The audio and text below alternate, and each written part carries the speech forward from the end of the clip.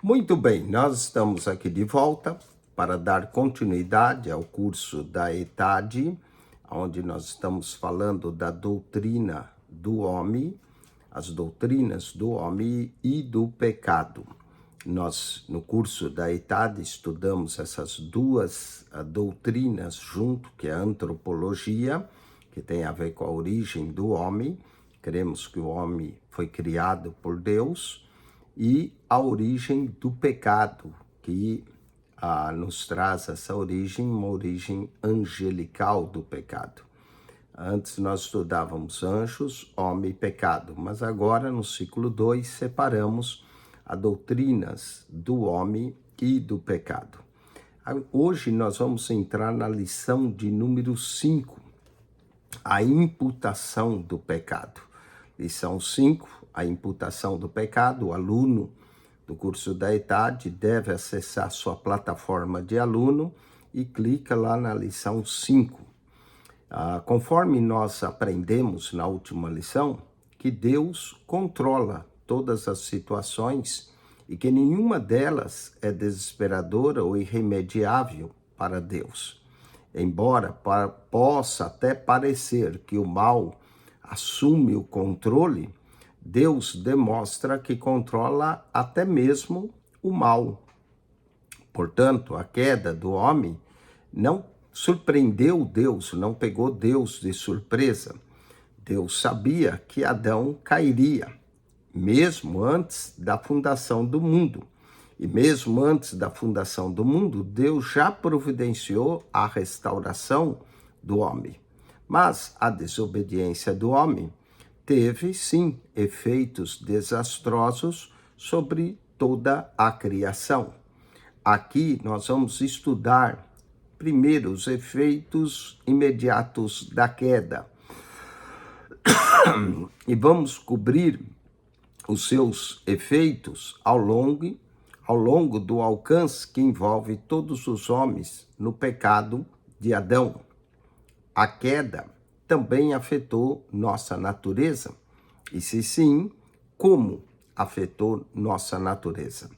Historicamente, várias visões opostas foram aceitas como visão bíblica. Veremos a princípios e apresentaremos o melhor ensino bíblico sobre a imputação do pecado.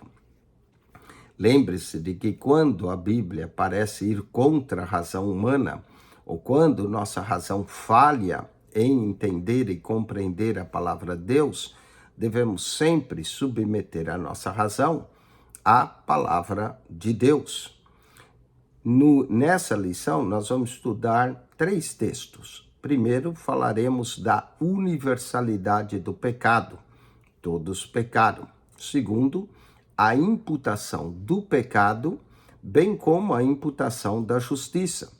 E vejamos no terceiro texto visões da imputação do pecado, algumas visões diferentes.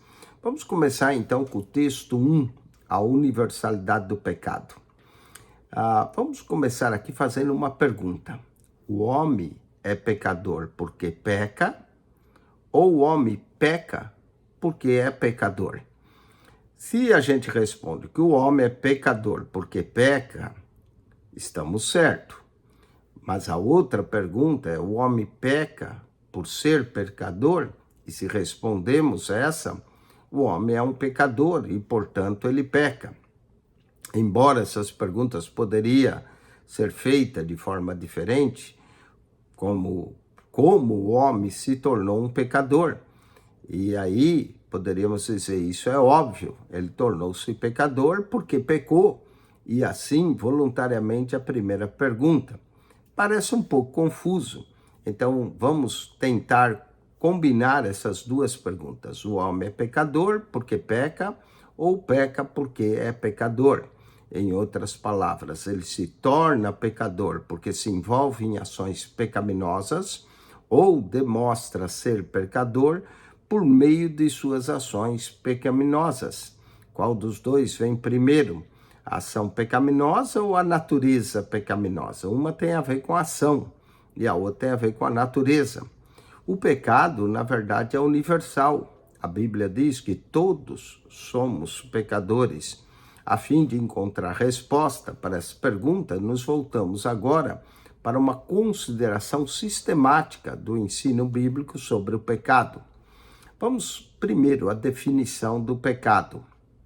É muito importante entender como usaremos a palavra pecado nessa unidade de nosso estudo. Você pode pensar até que isso é desnecessário, mas nem todos concordam sobre como o pecado deve ser definido. Algumas pessoas até rejeitam o significado do pecado como algo religioso da palavra. Eles não negam a ampla prevalência do senso do pecado, nem muitas vezes o remorso que os homens sofrem por atos que cometem e que supõem serem maus aos olhos de Deus. Para eles, no entanto, o pecado e o subsequente remorso são devidos a causas naturais. Sigmund Freud está dentre aqueles que têm essa opinião. Nesse estudo, sempre usaremos o termo pecado no sentido verdadeiramente bíblico. O pecado é uma ação que ofende a santidade de Deus. O breve catecismo de Westminster diz sobre o pecado: é qualquer falta de conformidade ou transgressão da lei de Deus. Isso está na parte 1, questão 14, página 80.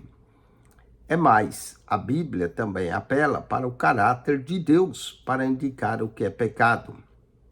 Levítico 19:2 diz: sede santos, porque eu, o Senhor vosso Deus, sou santo. Levítico 19, verso 2. Jesus também ordena: sede perfeitos, pois como vosso Pai Celestial é perfeito. Mateus 5:48.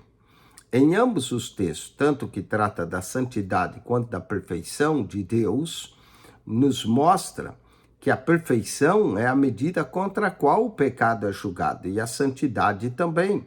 Assim, o pecado não é apenas uma violação à lei divina, expressa a vontade de Deus. Ele é uma violação também do caráter santo de Deus. Portanto, o pecado pode ser definido como qualquer coisa na criatura que não expresse a santidade ou a perfeição de Deus, ou seja, é algo que é contrário ao caráter do santo Criador. Vamos afirmar pela experiência, todos os humanos, é claro, exceto Jesus, que era Deus e homem, foram e são pecadores pela prática. Nenhum observador cuidadoso poderia concluir o contrário, mesmo que aceitasse até uma definição antibíblica de pecado. Basta ler um jornal, acompanhar um noticiário, passar de carro por uma penitenciária, visitar certas áreas de uma cidade ou examinar nossos próprios corações. Vamos descobrir que o pecado e suas manifestações estão sempre presentes.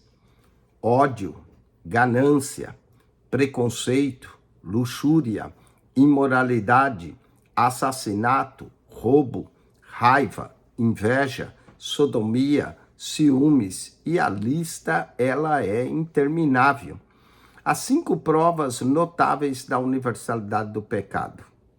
Primeiro, em qualquer época histórica, a maldade geral humana sempre prevaleceu entre as nações.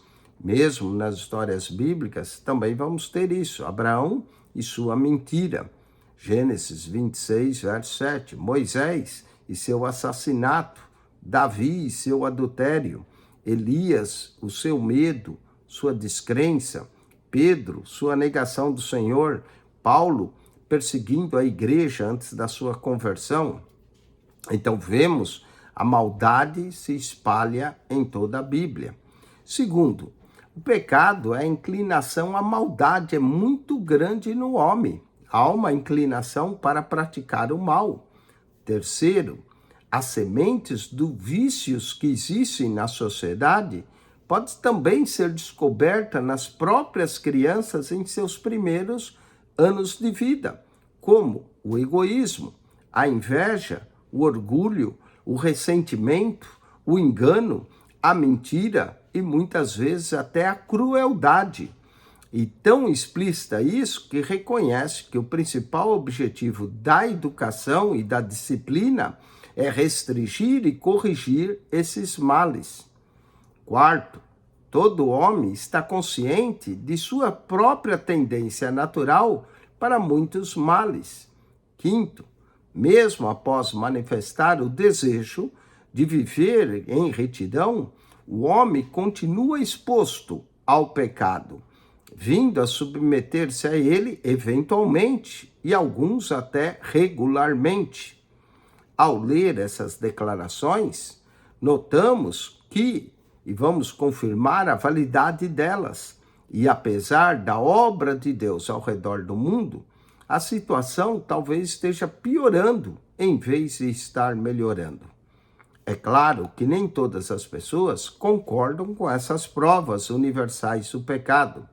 No século XIX e no início do século XX, havia um otimismo peculiar em relação à humanidade, ao homem. No pensamento de muitos, naquela época, o homem estava cada dia, em todos os sentidos, ficando melhor. Os eventos do século XX destruíram também essas fantasias otimistas. Vemos só no século XX 2 grandes guerras mundiais.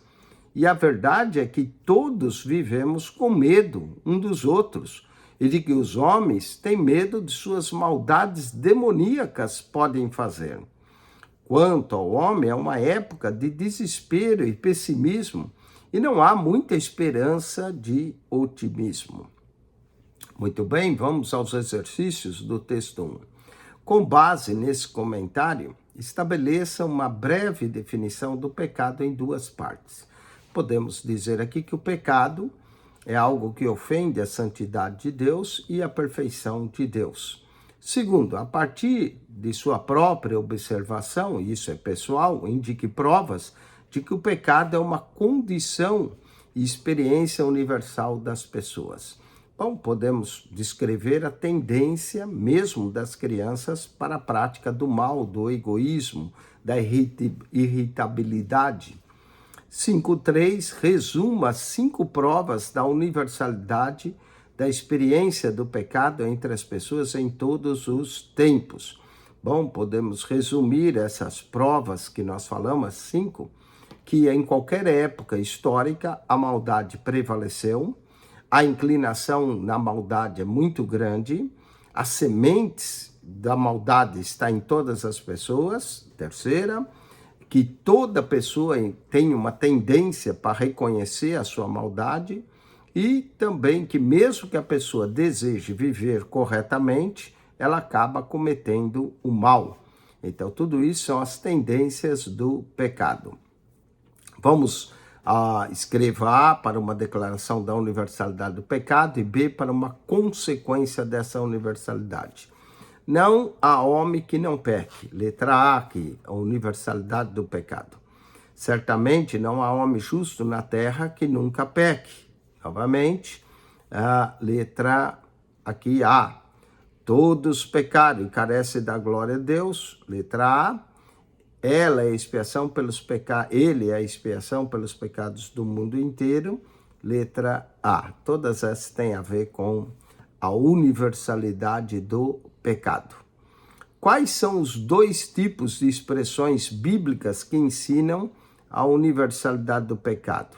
Bom, podemos usar Levítico, sede santo, porque eu, Senhor, sou santo, e Mateus 5:48, ou então Romanos aqui 3:23, todos pecaram e destituídos estão da glória de Deus.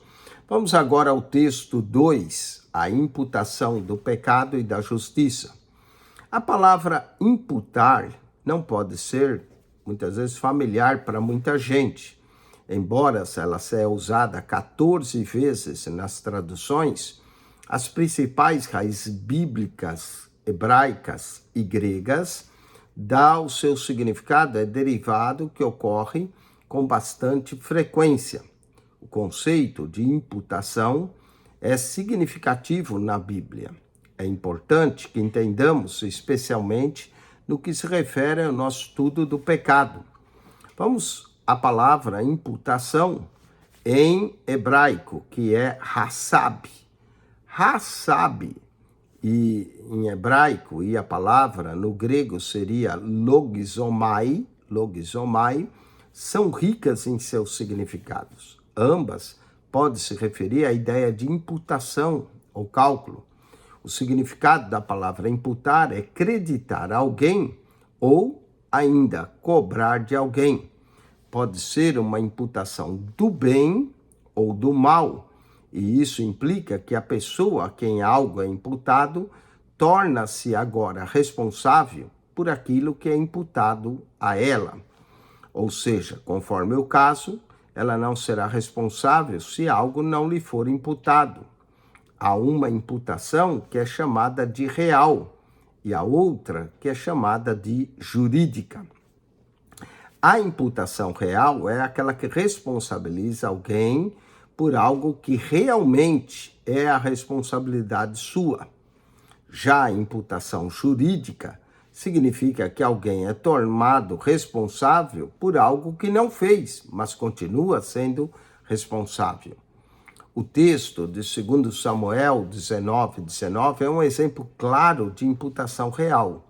Nele, Simei roga a Davi que não o considere culpado do dia em que ele tripudiou sobre o rei quando o monarca saiu de Jerusalém em fuga por causa da rebelião de Absalão.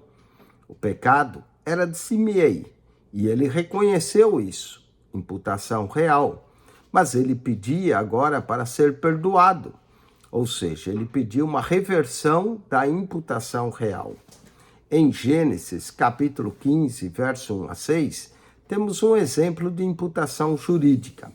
Deus prometeu a Abraão um filho e inúmeros descendentes. Para Abraão, isso parecia impossível, mas Abraão creu no Senhor e isso lhe foi imputado como justiça. Verso 6. Essa justiça que foi imputada a Abraão não pertencia a Abraão, até que Deus lhe atribuísse o crédito e a imputasse a ele. Embora a palavra aqui é usada como elegel, ou seja, que vem da onde a palavra elogio seja usado, em Filemão, verso 18, é um belo exemplo de imputação jurídica terrena. Paulo, escrevendo a Filemão sobre o seu escravo fugitivo Onésimo, o escravo teve contato com o apóstolo e se converteu. Agora Paulo está enviando o escravo de volta com uma carta e um apelo para que Filemão o receba como se recebesse a Paulo. O apóstolo implora: e se ele te fez algo dano, ou se te deve alguma coisa, põe isso na minha conta. Paulo está pedindo uma imputação de uma dívida que não era sua, como Cristo, que levou aos nossos pecados, ou seja, os nossos pecados foram imputados em Jesus a alguém que nunca pecou. O pecado do homem para com Cristo, no caso, na palavra grega, que quer dizer reconhecer, é usado em relação ao nosso Senhor Jesus, em Lucas 22:37. Jesus disse: porquanto vos digo que importa que em mim se cumpra aquilo que está escrito. E com os malfeitores foi contado, porque o está escrito de mim terá cumprimento. Jesus está citando aqui Isaías 53, e é muito difícil para alguém supor que ele não tinha em mente toda a passagem sobre os seus sofrimentos. Aqui ou aí temos afirmações como ele foi transpassado pelas nossas transgressões, foi esmagado pelas nossas iniquidades. Todos nós, como ovelhas, nos extraviamos. Cada um de nós se voltou para o seu caminho.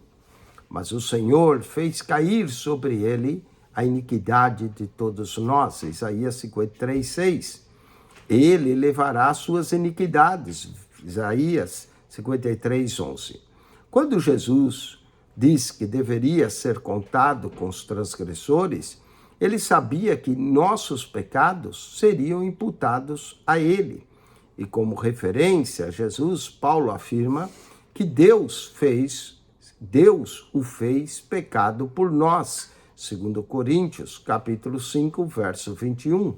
A palavra aqui no grego é logizomai, e não é usada na língua original, mas o conceito de imputação está nela. Não foi o próprio pecado de Jesus que lhe foi imputado, porque Jesus era santo e é santo. Essa imputação foi feita por Deus contra Cristo, mas com os nossos pecados, como uma imputação jurídica. Falemos agora da justiça de Cristo para os que crêem. Romanos, capítulo 4, verso 1 a 25. Isaías 53 é uma das grandes profecias do Antigo Testamento sobre a morte expiatória de Cristo.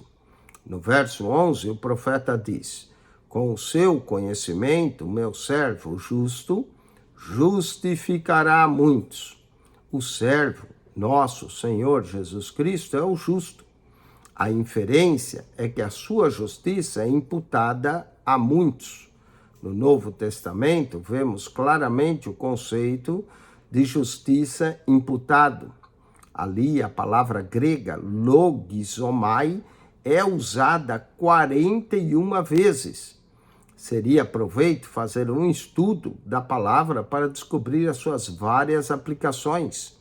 Em Romanos, capítulo 4, logizomai ocorre 11 vezes, uma vez em cada um dos 3 versos.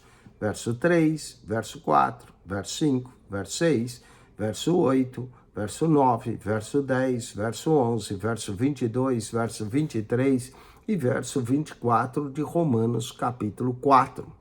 As traduções possíveis para esse termo logizomai são contando, recontando, imputa, imputar e imputado. Em 9 dessas 11 ocorrências de logizomai, refere-se à imputação de Deus da justiça de Cristo aos crentes. Em Romanos, em outros textos, a Bíblia mostra que nossa justiça vem pela fé e que foi obtida para nós por Jesus Cristo, o justo. 1 João, capítulo 2, verso 1. É justiça imputada juridicamente, pois ninguém será declarado justo diante dele pela observância da lei. Romanos 3, 20. Paulo indica que pela obediência de Cristo é que seremos justificados, porque como pela desobediência de um só homem, muitos foram feitos pecadores, e agora, assim, pela obediência de um, muitos serão feitos justos. Romanos 5,19. A palavra grega traduzida como feito, kaktismi, ou kaktismi, significa fazer ou alguém se tornar. Em 1 Coríntios 1,30, a outra afirmação da justiça imputada juridicamente. Lá, Paulo afirma que Deus fez de Jesus Cristo a nossa justiça, visto que todas as nossas próprias obras de justiça são como trapos imundos. Isaías 64, verso 6. Aos olhos de Deus, estou feliz por Cristo ter sido justiça para nós, por meio de uma imputação jurídica. Vamos aos exercícios. Agora leia 2 Coríntios 5, 16 a 21, que exemplo há ali de reversão de uma imputação real. Então, o aluno deve pegar sua Bíblia e ler, e eu vou ler aqui 2 Coríntios, capítulo 5, versos 16 a 21, para nós respondermos essa imputação real que tem aqui, ó. Vamos a 2 Coríntios, capítulo 5, versos 16 a 21. Está escrito assim: assim, daqui por diante, a ninguém conhecemos segundo a carne, ainda que também tenhamos conhecido a Cristo segundo a carne. Contudo, já não o conhecemos desse modo. Assim, se alguém está em Cristo, nova criatura é. As coisas velhas já se passaram e eis que tudo se fez novo. E tudo isso provém de Deus, que reconciliou consigo mesmo por Jesus Cristo e nos deu o ministério da reconciliação. Isto é, Deus estava em Cristo reconciliando consigo o mundo, não lhes imputando os seus pecados, e pôs em nós a palavra da reconciliação, de sorte que somos embaixadores da parte de Cristo, como Deus por nós rogássemos. Rogamos, pois, da parte de Cristo, que vos reconcilieis com Deus. Aquele que não conheceu o pecado se fez pecado por nós, para que nele fôssemos feitos justiça de Deus. Então, aqui vemos a imputação do pecado real sobre Jesus, os nossos pecados reais foram imputados em Jesus, e a justiça de Jesus foi imputada em nós. Escreva, 5:7, escreva uma breve definição geral de imputação. Imputação significa atribuir a outro algo que pode ser real ou pode ser jurídico. Escreva A para exemplos de imputação real e B para os de imputação jurídica. Vamos lá.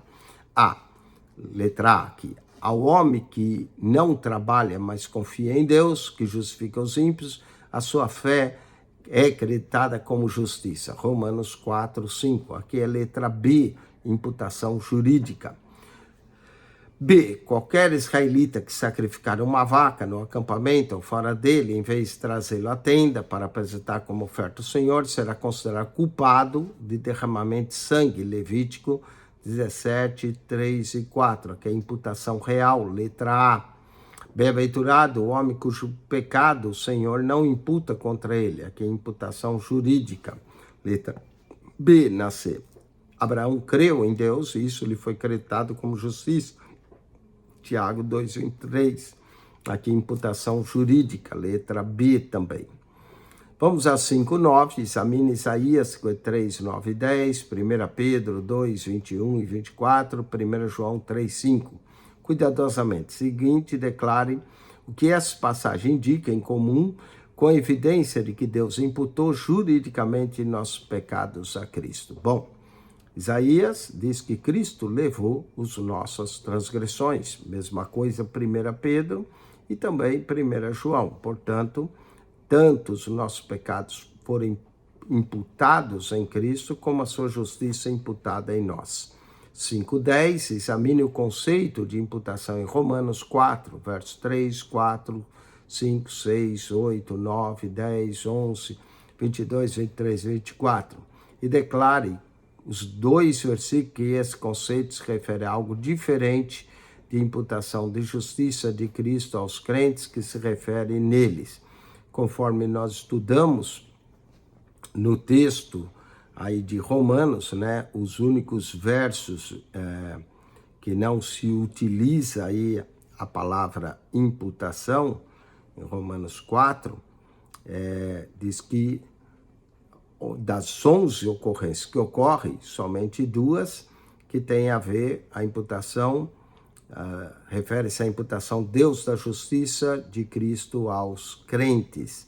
Então, todas elas têm a ver com essa imputação de Deus. Assinale a alternativa correta. Embora a justiça seja um dom de fé, mantemos nossa posição correta perante Deus por meio de nossas boas ações. Essa não é. A justiça humana, embora inadequada e aceitável a Deus, também não é. A justiça deve ser imputada a nós se quisermos ser justos aos olhos de Deus. Certo? A C pode marcar. A justiça que atende aos reclames da perfeita lei de Deus é a de Cristo, apenas esta. Letra D, então, é a correta. 5:12, declare resumidamente como os crentes recebem a justiça de Cristo, aqui pela fé.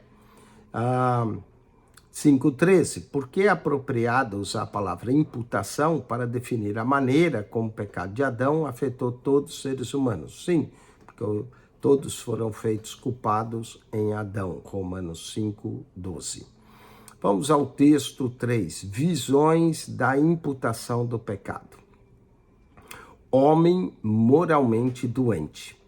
O semipelagianismo é uma tentativa de afastar do ensino, obviamente não bíblico, de Pelágio. Alguns dos primeiros arminianos eram adeptos de Jacobus Arminius, que viveu de 1560 a 1609, e que se opuseram a alguns dos ensinamentos reformadores.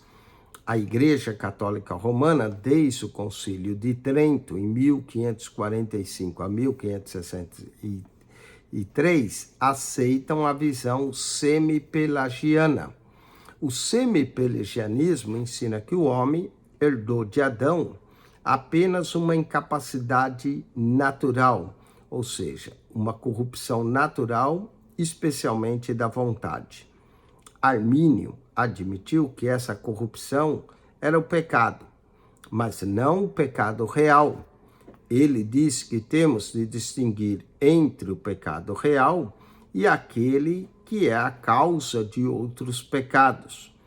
Para ele, a causa do pecado poderia ser apropriadamente designada como pecado, mas uma vez que o homem não é responsável por esse pecado, nenhuma culpa é atribuída a ele. Na visão semipelagiana, o homem está destituído da justiça original e incapaz de alcançá-la, embora ele pudesse obter a justiça da obediência a Deus. Deus dá ao homem um dom especial ou uma influência para tornar sua obediência possível. De acordo com a teologia católica romana, esse dom é concedido nos sacramentos, que são meios de difusão da graça. Armínio considerava a habilidade concedida à nossa natureza depravada e que habilitava a cooperar com Deus como fluindo da justiça de Deus, sem a qual o homem não poderia ser responsabilizado por seus pecados. Wesley, por outro lado, considerava essa habilidade apenas uma questão de graça, dada a todos os homens como um primeiro benefício da expiação universal feita por Cristo. No semipelagianismo, o pecado de Adão fez com que os homens ficassem moralmente enfermos, mas não culpados.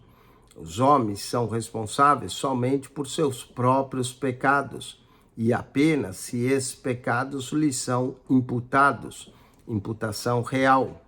Alguns arminianos e wesleyanos chegaram a admitir que a corrupção inata envolve culpa parcial, afastando-se do semipelagianismo.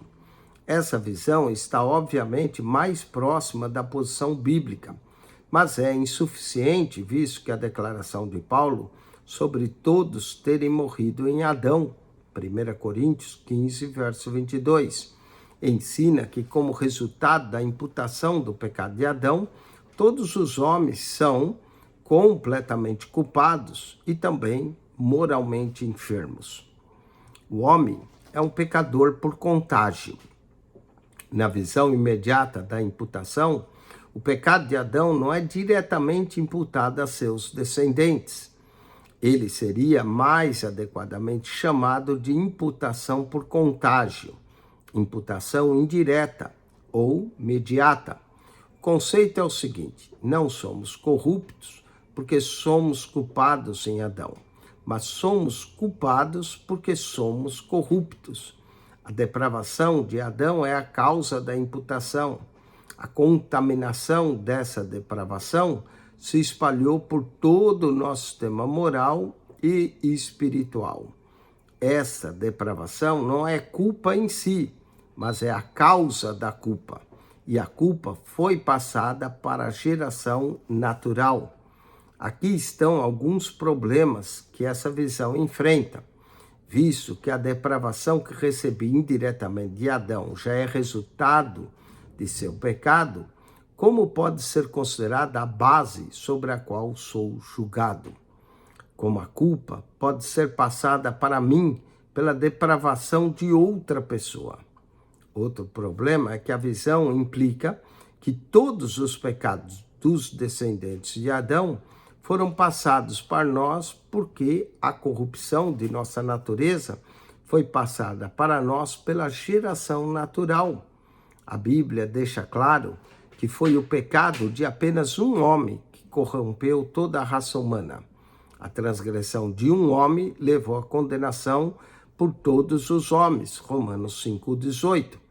Portanto, essa visão imediata, por contágio de imputação do pecado, está aquém do ensino bíblico. O homem é pecador por participação, Hebreus 7, 1-10. A visão da liderança natural, às vezes chama de visão realista, sustenta que o pecado de Adão foi imputado diretamente a todos seus descendentes. O método mais antigo de explicar a conexão contra o pecado de Adão e a culpa é a poluição de todos seus descendentes. Essa visão é chamada visão realista. Essa teoria afirma que a natureza humana constitui não apenas genericamente, mas também numericamente uma única unidade. Adão possuía toda a natureza humana e ela corrompeu-se nele no seu ato de apostasia. Os homens individuais não são substâncias separadas, mas manifestações da mesma substância geral. Eles são numericamente um. Essa natureza humana universal tornou-se corrupta e culpada em Adão. E, consequentemente, toda a individualização dela nos descendentes de Adão também é corrupta e culpada desde o início de sua existência. Isso significa que todos os homens realmente pecaram em Adão, antes do início da individualização da natureza humana. Logo, o homem é considerado culpado. Por que é culpado? Isso é, por meio de imputação real. Em Hebreus, capítulo 7, verso 9-10, lemos que pode-se até dizer que Levi, que recebe o dízimo, deu o dízimo por meio de Abraão a Melquisedeque. Isso quer dizer que Levi participava disso no corpo do pai Abraão, embora ainda não tivesse nascido. Levi participou das ações do seu ancestral Abraão. Esse princípio realista pode ser aplicado ao nosso relacionamento com Adão. Nós também participamos do pecado de Adão. Toda a raça humana estava em nosso primeiro pai terreno e, portanto, somos pecadores por participação. Esse é o entendimento bíblico. Um problema enfrentado pela visão realista é esse. Como pode ser responsabilizado por algo que não participei conscientemente?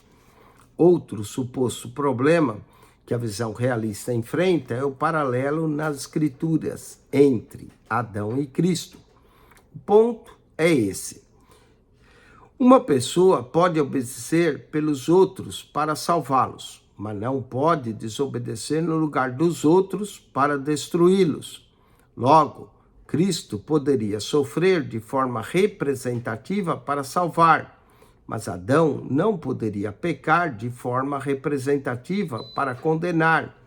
Quanto a isso, perguntamos, quem somos nós para dizer que Adão não poderia pecar como representante da raça e assim causar sua ruína?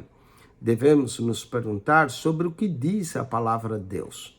O paralelo entre Adão e Cristo não é exato em cada detalhe, mas sim no ponto principal Cristo permanece como cabeça de uma nova raça de homens, e a sua morte trouxe vida a ela. Se Cristo se apresenta como representante, então Adão também deve ser apresentado dessa maneira. E se a obediência de Cristo trouxe salvação, a desobediência de Adão trouxe a maldição. Alguns sugeriram outro problema, um problema cristológico. Por que Cristo não é considerado culpado pelo pecado de Adão, uma vez que ele é tão humano quanto qualquer ser humano. Se é verdade que Cristo tem natureza humana, então ele não teria pecado em Adão. Não existe uma resposta claríssima quanto a isso, mas não é difícil compreender que a resposta está na concepção do Senhor Jesus, que, sendo homem, verdadeiramente homem, foi gerado em Maria pelo Espírito do Senhor. Logo, Jesus é Deus feito homem. Aprendemos então que somos pecadores e que pecamos porque Adão, nosso representante, pecou. A culpa, a corrupção, a morte espiritual e a morte física de seu pecado foram imputados a nós.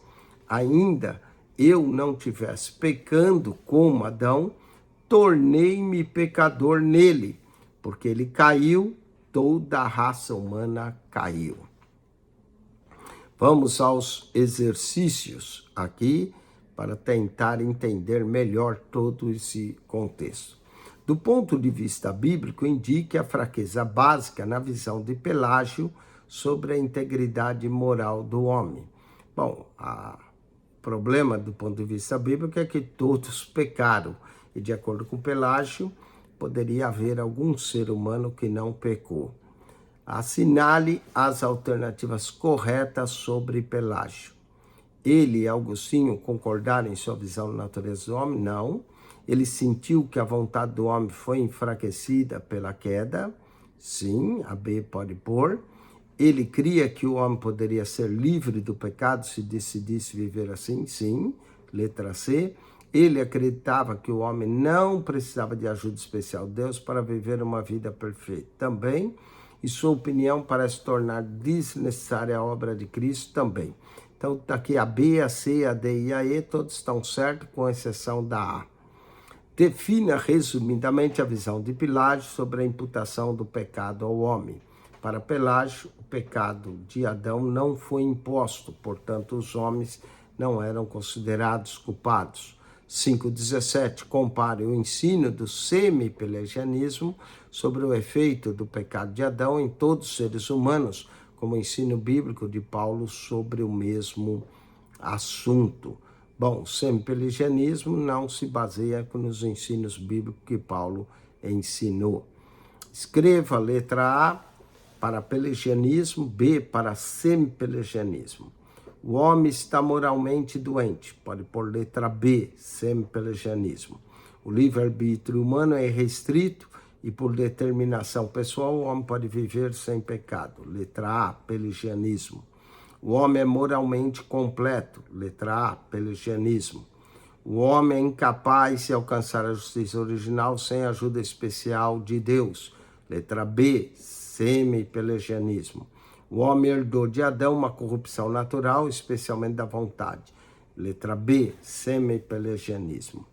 Vamos a 5,19. Que corrente teológica defende que os pecadores devem ser imputados aos homens de forma real e não jurídica?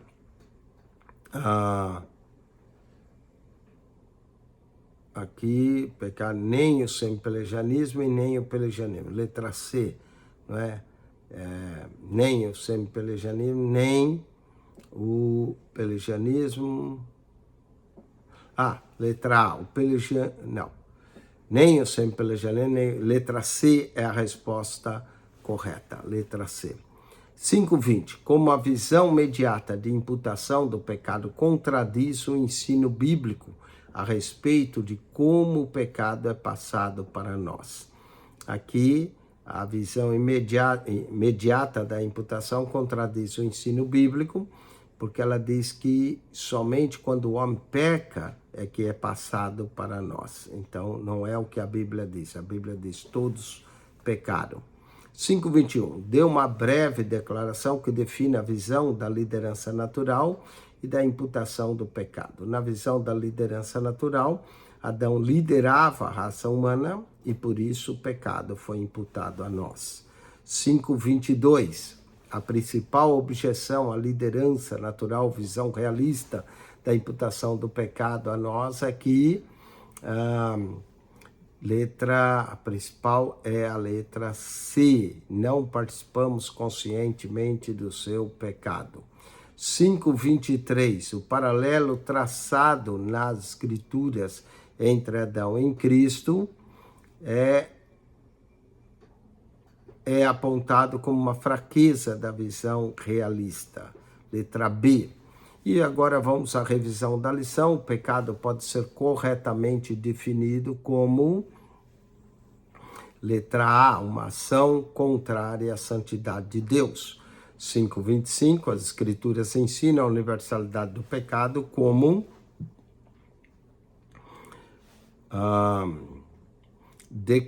letra B, declarações diretas e indiretas. 5:26, Deus atribuiu nossos pecados a Cristo por meio de, letra A, imputação jurídica.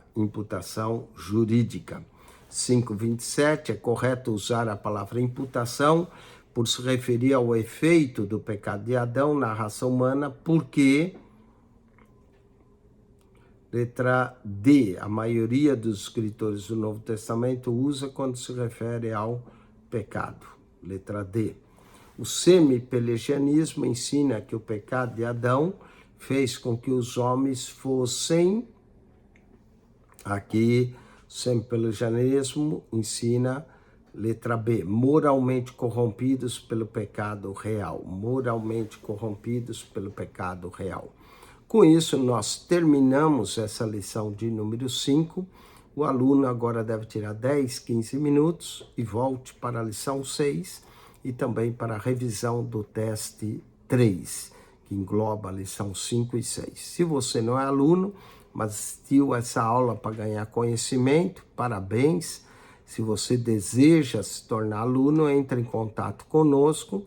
Nós faremos sua matrícula, você vai ter acesso a plataforma digital dos livros da idade e terá também acesso ao WhatsApp do aluno para fazer suas provas para obter a sua avaliação e, consequentemente, obter o seu certificado de conclusão do curso de Teologia da ETAD. Agora nós vamos tirar um intervalo. Também desafio você a acionar o nosso canal PR Eugênio Piacentini, o canal da Bíblia. Subscreva. Ao entrar no canal, clique na foto redonda, vai aparecer um menu, você clica no playlist, ali você vai encontrar 228 pastas, com um total de 6.400 vídeos. PR Eugênio Piacentini, o canal da Bíblia. Subscreva, você vai encontrar comentários bíblicos, aulas de teologia, aulas de escola dominical. É bastante material para enriquecer o seu conhecimento bíblico. PR Eugênio Piacentini, o canal da Bíblia. Deus abençoe. Daqui 10, 15 minutos regressamos para a lição de número 6, a depravação do homem.